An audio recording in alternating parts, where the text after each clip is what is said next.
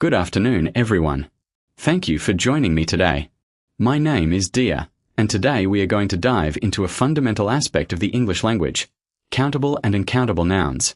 Whether you are writing a professional email or giving a presentation, mastering these rules is essential for clear and accurate communication. Nouns are the building blocks of our sentences. However, in English, not all nouns are treated the same way. We categorize them based on whether we can count them as individual units or see them as a mass. This distinction is crucial because it dictates which articles we use, how we conjugate our verbs, and which quantifiers like much or many we choose. Let's start with the straightforward category, countable nouns. These are things we can count using numbers. They have both a singular and a plural form. For example, we can have an apple or two apples.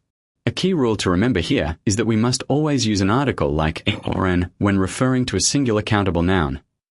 On the other hand, we have uncountable nouns. These represent substances, abstract concepts, or large masses that we cannot easily separate into units.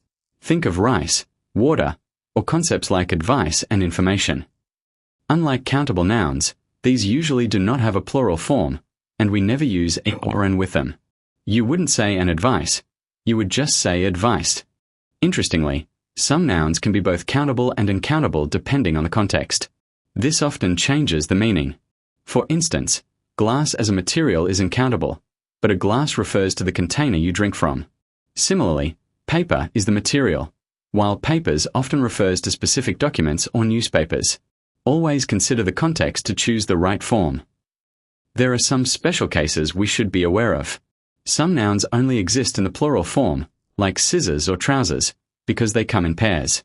Then we have collective nouns like staff or police.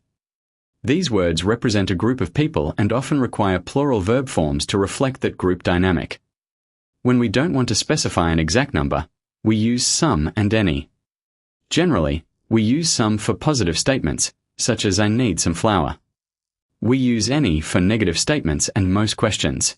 However, a professional tip: use some in questions if you are making an offer or a request, like would you like some coffee?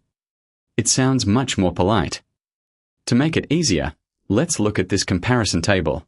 You can see how the structure changes between countable and uncountable nouns. Notice how some works for both in affirmative sentences, but the noun form changes for countable items.